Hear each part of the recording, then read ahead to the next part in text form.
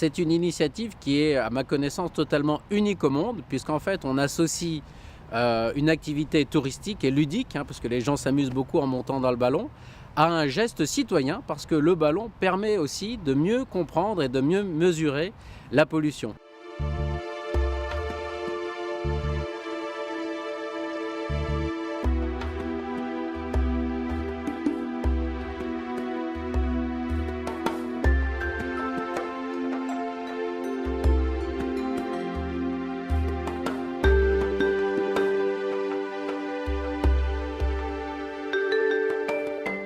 Mathieu Gobi, qui est un des deux inventeurs de ce ballon captif à Paris. L'idée a germé dans leur esprit alors qu'ils étaient encore à l'école polytechnique et qu'ils étaient pilotes de montgolfière. Ils ont eu l'idée de remettre au goût du jour un ballon dans Paris afin de permettre aux gens de pouvoir voir Paris d'un nouveau point haut, puisqu'on a habituellement la Tour Eiffel. On a la tour Montparnasse, mais on n'a pas d'autres points très élevés sur Paris. Et surtout aussi, ça permettait aux gens d'effectuer un vol en ballon à des tarifs très compétitifs. Parce qu'un vol en montgolfière, donc en ballon à air chaud, est très cher.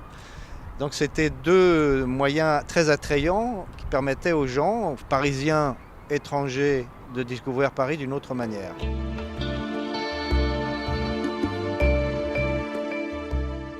C'est vraiment une expérience magnifique, faire un tour de ballon. On voit la ville de Paris à son plein maximum. Une belle architecture, c'est très différent des forêts québécoises et des caribous.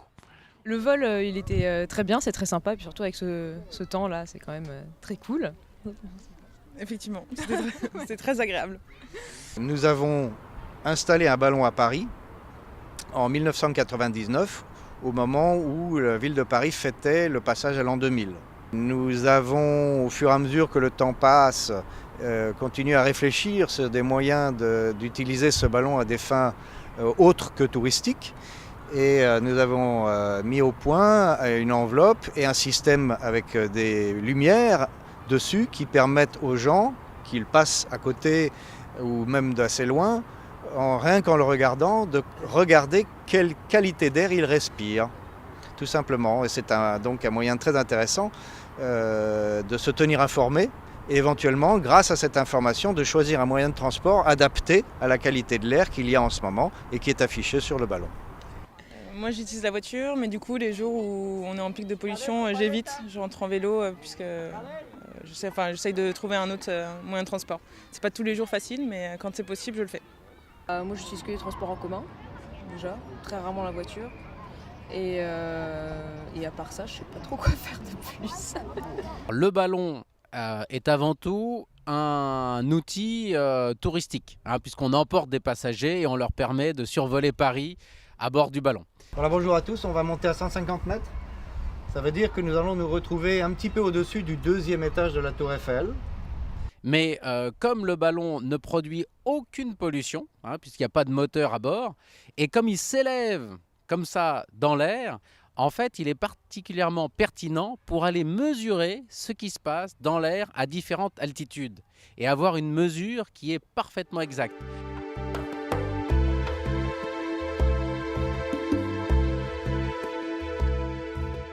L'organisation de la mesure de la pollution à Paris a été en réalité confiée principalement à un organisme indépendant qui est une association qui s'appelle Airparif.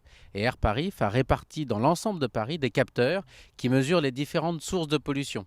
Il y a différents critères et Airparif mesure tout ça et fait une synthèse pour rendre public tous les jours les mesures de pollution des différents polluants. Avec le ballon, on vient compléter le dispositif d'Airparif en mesurant les aérosols. Donc ce sont ces particules fines qui sont en suspension dans l'air et c'est le point qui pose le plus de problèmes aujourd'hui en matière de pollution.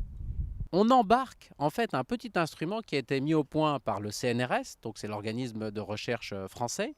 Et ce petit appareil est en mesure de pomper de l'air et d'analyser en permanence, c'est-à-dire qu'on compte le nombre de particules qui sont en suspension et on les mesure. Donc on sait exactement leur taille et leur nombre. Et les mesures qui sont effectuées sont retranscrites par liaison Wi-Fi directement au sol. Et donc on a cette mesure en permanence qui permet aux gens qui ont volé, par exemple, de redescendre, de voir quelle était la qualité de l'air qu'ils ont respiré à différentes altitudes, d'être sensibilisés aux problèmes de pollution. Aujourd'hui, c'est un peu... On est en C'est un pic peu de naze. pollution une fois de plus. Ça se voit bien. Ah ouais, en haut, ça se voyait vraiment que c'est très pollué. Et puis les scientifiques, après, analysent ces données pour mieux comprendre comment les polluants se répartissent dans l'atmosphère. Je ne savais pas du tout que le ballon avait une fonction au niveau de la pollution. Et c'est quand même intéressant. On peut voir au loin aussi un certain niveau, un plafond qui est quand même assez bas. Donc, c'est une très belle initiative, là. Lors de chaque vol, à bord de l'Observatoire atmosphérique Generali, il y a des mesures qui sont effectuées par le LOAC, qui est donc le compteur de particules. Donc après chaque vol, les passagers ou les gens qui se promènent dans le parc, même s'ils ne sont pas montés à bord du ballon, peuvent venir voir le résultat. Vous avez donc des graphiques qui vous expliquent le taux de particules en fonction de la hauteur que le ballon a rencontré, et vous avez aussi plusieurs tailles qui sont mesurées. Nous en mesurons 2 tailles essentielles, les particules moyennes et les particules fines, qui sont les plus intéressantes parce que ce sont les plus toxiques pour l'organisme. Donc en temps réel, les gens peuvent se rendre compte des mesures qui sont effectuées à bord du ballon. Sur le site du Ballon de Paris, il y a un petit compteur où on indique le nombre de particules qui ont été comptées à la dernière mesure effectuée. Donc à peu près tous les quarts d'heure, on réactualise et on donne en continu le nombre de particules qui se trouvent en suspension dans l'air.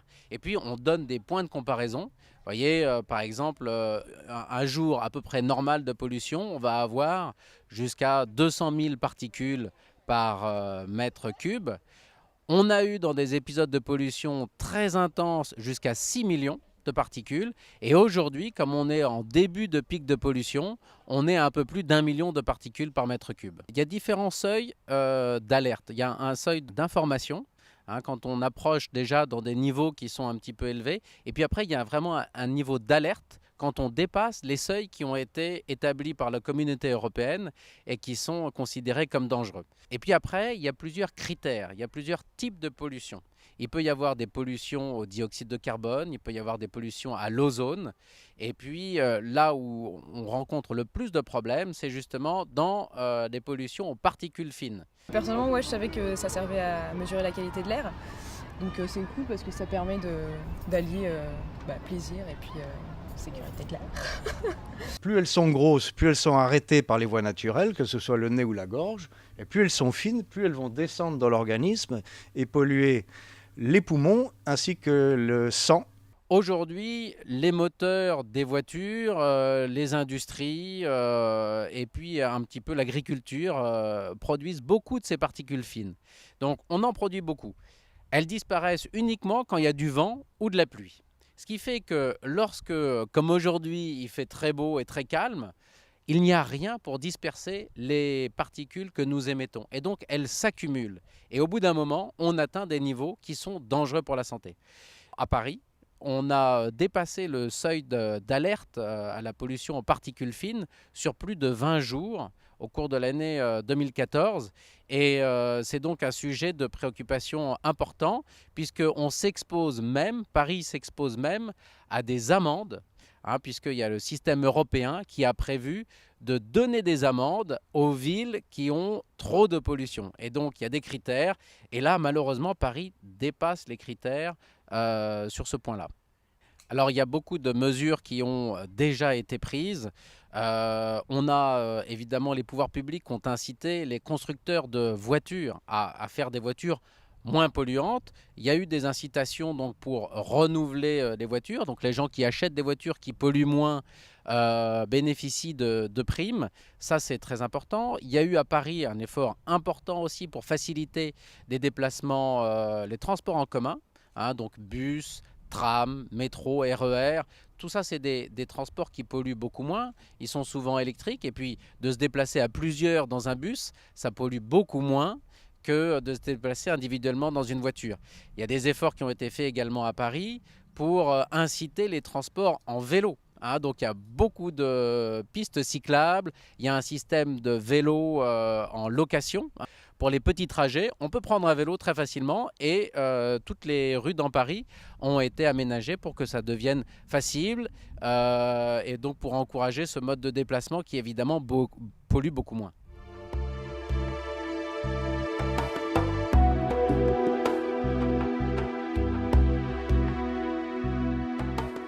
Ici, je pense qu'on a justement l'exemple d'une association vraiment très enrichissante entre des pouvoirs publics, puisqu'on a la ville, une société privée, c'est nous, hein, dont la spécialité est de construire et d'exploiter ces ballons, Airparif, qui est donc l'association qui mesure la pollution, qui nous donne des données, et puis bien sûr Generali, qui est une grande société d'assurance et qui sponsorise l'ensemble de l'opération et qui la rend financièrement possible.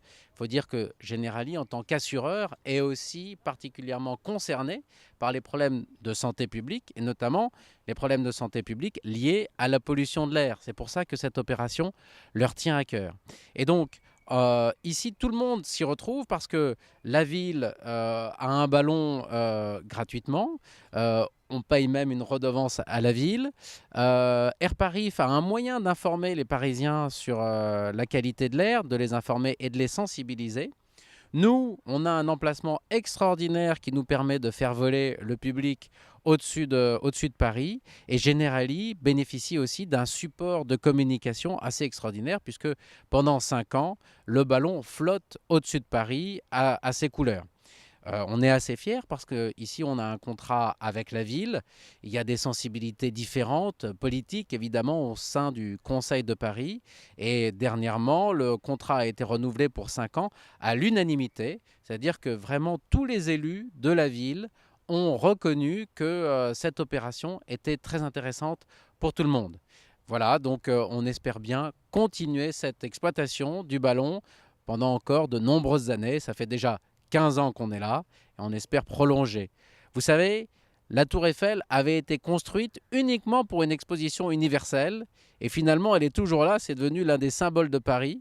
Alors le ballon, on espère que ce sera la même chose, en toute modestie. Donc c'est une initiative qui est complètement unique, mais on espère bien pouvoir la dupliquer, par exemple en Chine, puisque en Chine on a déjà des ballons de ce type. On a un ballon de ce type à Suzhou et à Shenzhen. Et pour l'instant, ils ne sont pas équipés d'appareils pour mesurer la pollution, mais on pourrait très facilement le faire.